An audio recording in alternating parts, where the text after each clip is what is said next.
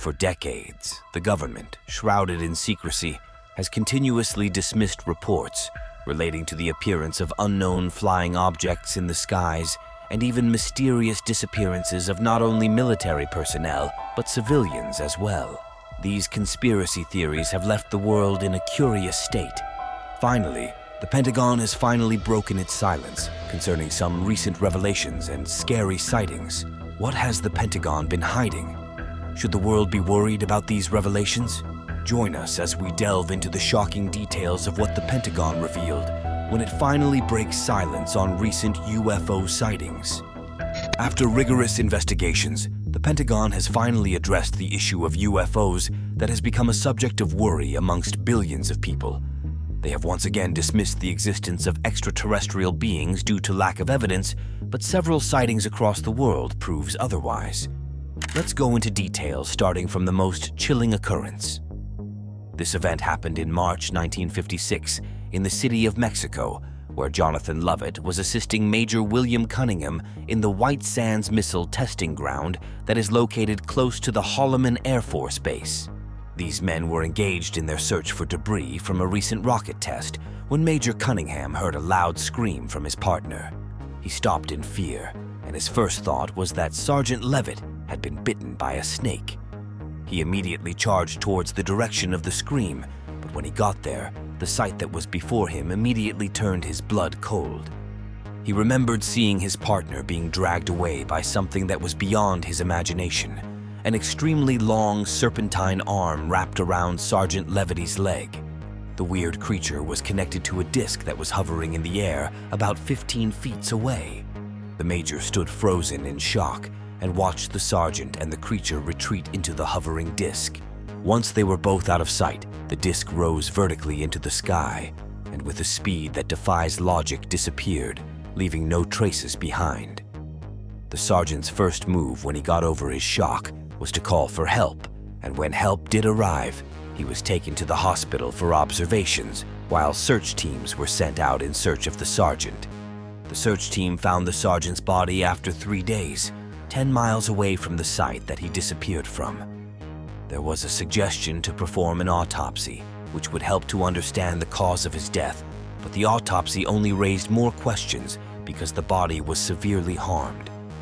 They investigated this incident, and people claimed that the report from the investigation was detailed in a 600-page document that is labeled Project Grudge Report 13. Despite the several questions that were left unanswered, there was no official information statement made concerning the issue, and it was treated like the Report 13 didn't exist. Even the United States government denied its existence. Let us take a look at another event referred to as the Belgium Wave.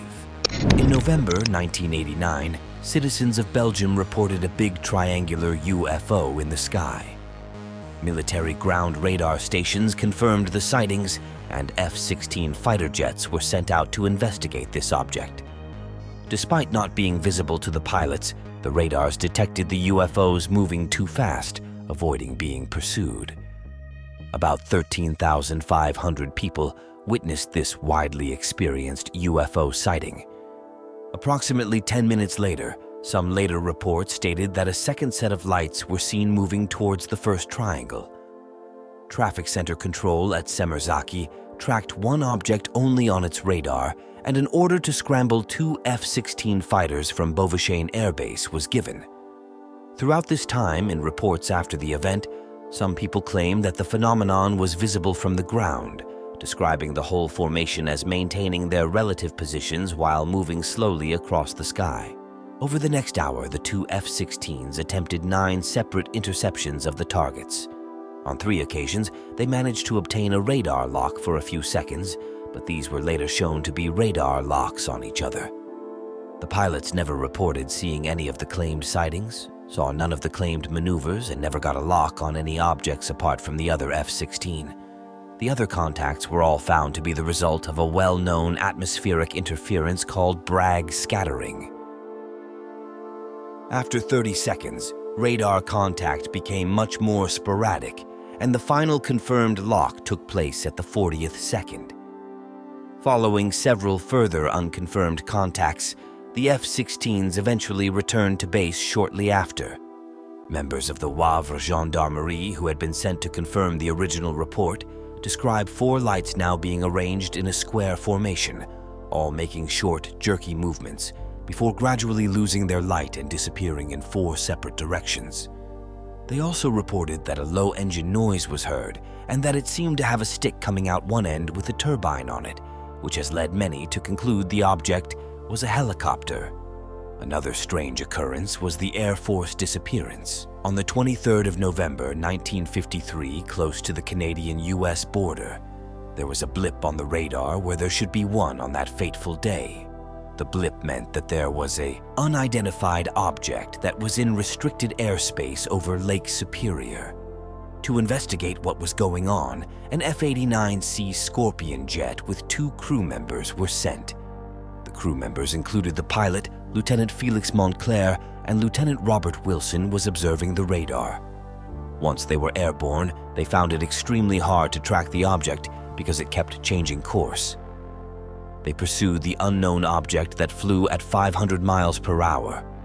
After a while, 2 blips were observed on the radar, one which belonged to the unknown object and the other belonged to the fighter. These 2 flying objects suddenly converged at a point, and they both went off the radar and disappeared. The radar blip from the unidentified object also disappeared. The men who were sent to investigate in the jet never returned from the mission, and there was no wreckage found to signify if there was an accident. Despite extensive searches, the men and the jet just disappeared completely. It is said that the explanations for the disappearance that have been released throughout the years have changed and flip-flopped, and what they say happened. So at this point, no one has any idea what really went on here. The next contact with aliens was experienced by Dr. Brian O'Leary. Dr. Brian O'Leary is a former NASA astronaut and Princeton physics professor. According to him, there was some evidence that we have been contacted and that other civilizations have been monitoring us for a very long time. He mentioned that their appearance is bizarre from any type of traditional materialistic Western point of view. Apparently, he also said that these visitors use the technologies of consciousness, that they use droids, they use co-rotating magnetic disks for their propulsion systems, which seems to be the common denominator of the UFO phenomenon. If this event was not creepy enough, let us move on to another chilling sighting that is referred to as the Roswell incident. This event occurred in 1947 when some sort of crash took place near a ranch in Roswell, New Mexico. Shortly after this, the Roswell Army Airfield released a statement saying that they had recovered a flying disc from the ranch. But the Army quickly retracted the statement and said that it wasn't that, but instead it was just a conventional weather balloon. Their response was dishonest, but most people let it slide until the 1970s. What happened in the 70s is that a retired lieutenant colonel began to speak out in an interview with a UFO researcher. He said that the weather balloon story was a cover-up and that alien remains were actually recovered from the crash site. There were both first and second-hand witnesses who claimed that not only were there at least one, but possibly more alien spacecraft that had crashed at the scene, that there were also extraterrestrial remains that were recovered by the military, who then began to engage in a cover-up. In 1994, the story changed from a weather balloon to a nuclear test surveillance balloon from Project Mogul, and it was stated that the stories of the alien bodies were probably just test dummies that had been dropped from high altitudes. Another event occurred in Stephenville, UFO. In January of 2008, in the small town of Stephenville, Texas, a bunch of residents all saw something in the sky that they couldn't believe. In the beginning, there appeared to be white lights in the sky that were first in a single arc, but then they quickly moved to form 2 parallel lines. It was estimated that the lights were spanning about a mile long and half of a mile wide, but the craziest part is that it was flying at 3,000 miles per hour, which is similar to the speed of a fighter jet, but there was no sound reported at all. The government chalked this sighting up to a U.S. Air Force flight operation, but many of the residents who saw this event on that day were absolutely not convinced and truly felt like they were lied to. Some even explained that what they saw was too technologically advanced for human civilization. A similar thing happened in the Rendlesham Forest incident in December of 1980. The incident took place in the Rendlesham Forest, which is a pine forest in England that at the time sat in between two United States Air Force bases, RAF Bentwaters and RAF Woodbridge. Several nights around the same time for a year, a number of creditable military personnel reported strange and colorful lights both above and in the forest. Some of those who were sent to investigate the strange lights reported seeing a triangular craft at close range, and there was even a famous audio tape of the encounter. After these happenings, the United Kingdom Ministry of Defense claimed that the incident posed no threat to national security, and because of that, it was never investigated further. What really happened in the forest all those years ago remains a total mystery, but those who actually witnessed the lights and the aircraft are said to have remained totally baffled. On the 26th of December 1980, a security patrol near the east gate of RAF Woodbridge saw lights apparently descending into nearby Rendlesham Forest. These lights have been attributed by astronomers to a piece of natural debris seen burning up as a fireball over southern England at that time. Servicemen initially thought it was a downed aircraft. According to Halt's memo, upon entering the forest to investigate, they witnessed a glowing object that was metallic in appearance with colored lights. As they attempted to approach the object, it moved through the trees, and the animals on a nearby farm became restless.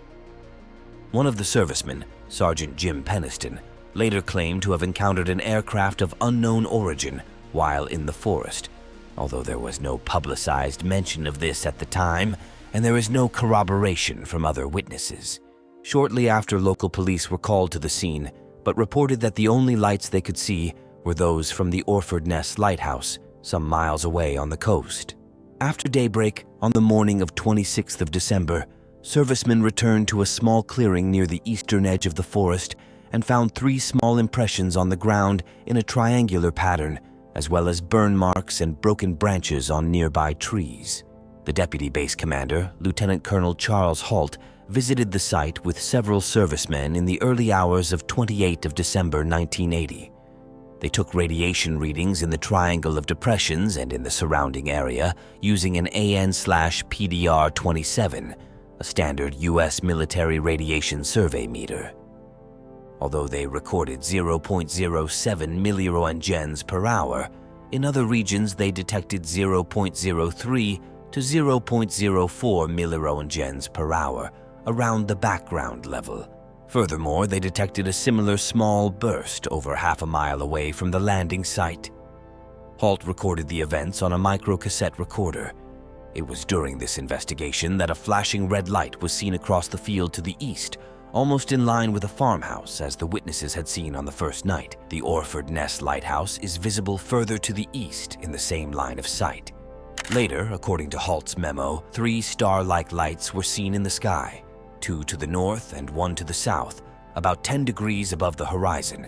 Halt said that the brightest of these hovered for 2 to 3 hours and seemed to beam down a stream of light from time to time.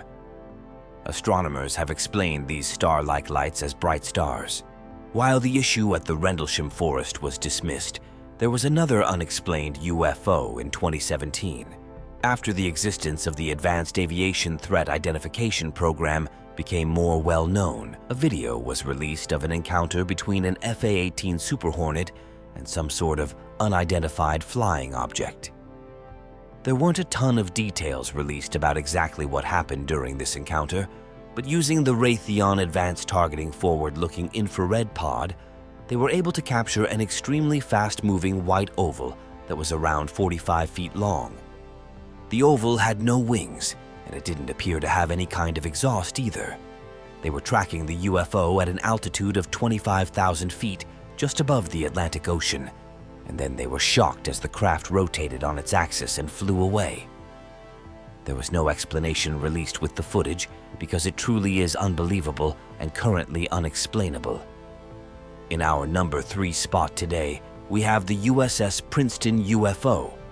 This UFO sighting comes from 2004. On November 14th of that year, the USS Princeton noticed an unknown aircraft of some sort that was about 100 miles off of the coast of San Diego. For 2 weeks prior to this crew had been tracking a strange flying object that would start out at around 80,000 feet before extremely quickly dropping to hover right above the Pacific Ocean. Black Ace's Commander David Fravor and Lieutenant Commander Jim Slate of Strike Fighter Squadron 41 went over in 2 fighter jets in order to kind of scope out the situation. And when they arrived, they saw what at first appeared to be churning water while there was just an oval shape just below the surface. After this, a white oval-shaped object appeared above the water, but it had no markings on it at all, no windows, nothing that would indicate an engine, and no wings. And the infrared monitors on the jet didn't pick up any sort of exhaust. The commander and lieutenant commander tried to intercept this strange aircraft, but it very quickly flew away and reappeared on the monitor 60 miles away. This strange sighting was, of course, later investigated by the US government, but the results of that investigation have allegedly been mostly destroyed. Another unknown flying object was seen in New Jersey. This UFO sighting took place in 2001. A group that is called the New York Strange Phenomena Investigators claimed that they received radar data that night that would corroborate the story that the witnesses were telling. It may not have been aliens, but it certainly was some sort of unidentified flying object that no one had ever seen before. And there were people from all walks of life witnessing it together. The last mysterious occurrence we would go into details about is the disappearance of Frederick Valentich, an Australian pilot, in 1978. He reported being accompanied by an unknown aircraft before radio contact was lost. The search yielded no results, and theories range from staged disappearance to alien abduction. This man was an Australian pilot who disappeared while on a 125 nautical missile training flight in a Cessna 182L aircraft, registered VHDSJ, Ove Base Strait.